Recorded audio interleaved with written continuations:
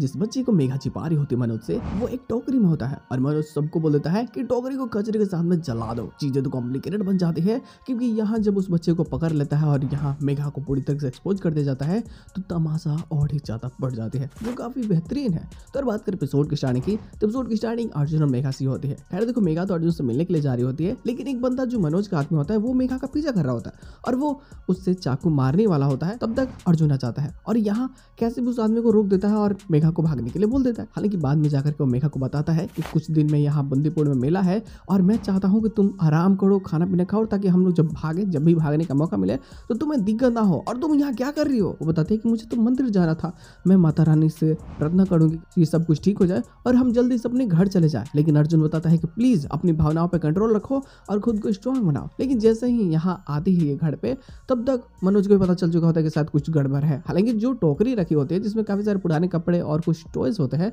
तो ये क्या करता है कि उस टोकरी को बोल देता है कि इसको ले जाकर के चला दो।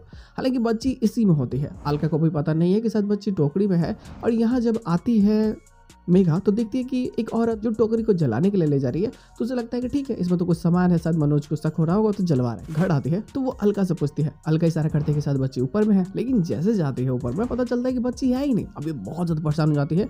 फिर इसे याद आता है कि शायद वो बच्ची तो टोकरी में ही है। फिर ये भागती हुई जाती है, पता चलता है कि शायद उस टोकरी को आग लगा दिया गया है। अब हालांकि वो जलने ही वाला होता है तब तक ये बचा लेती है, लेकिन मनोज को शक होता है कि कुछ तो गड़बड़ है। ये जितनी तेजी से आई और एक चुप हो गई और फिर तेजी से भाग गई, इसका पीछा करता है अपने आदमियों के साथ में, तो दिखता है कि वो तो एक बच्चे के साथ में है और जो ये पेट में कपड़े बांधे थी वो कपड़ा बाहर गिरा हुआ है। तब इसे समझ में आता है कि मेघा इतने दिनों से इसे धोखा दे रही थी। मतलब छोटा सा बहादुर तो इस दुनिया में आ चुका है। अब मनोज को लगता है ना कि अलका इन सब के साथ मिली हुई है और वो इनकी मदद कर रही है, तो वो अलका को मारना चाहता है।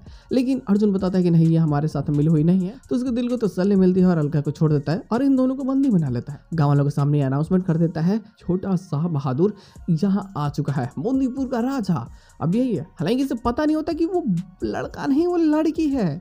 अब जैसे उसे पता चलेगा कि वो लड़की है तो वो तो उसे तो मार देगा। उसे लगता है कि वो लड़का है, इसलिए वो खुशियां मना रहा होता है, सभी को बोल देता है कि जश्न मनाओ। कुछ देर बाद पता चलती है कि रस्म होने वाली है, दूध रस्म, जिसमें तो पता चली जाएगी कि वो लड़की है। तो मेघा सोचती है कि यार कैसे भी करके ना बच्चे को छुड़ाना होगा। अब अर्जुन की नेक्स्ट प्लानिंग क्या होगी?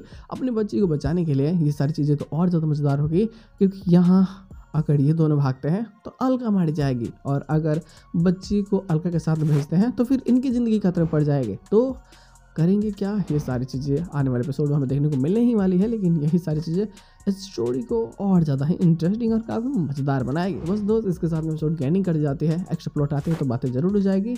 फिलहाल आज के एपिसोड बस इतना ही। हमने मिलता है बहुत जल्द किसी नए वीडियो के साथ में, तब तक के लिए बाय।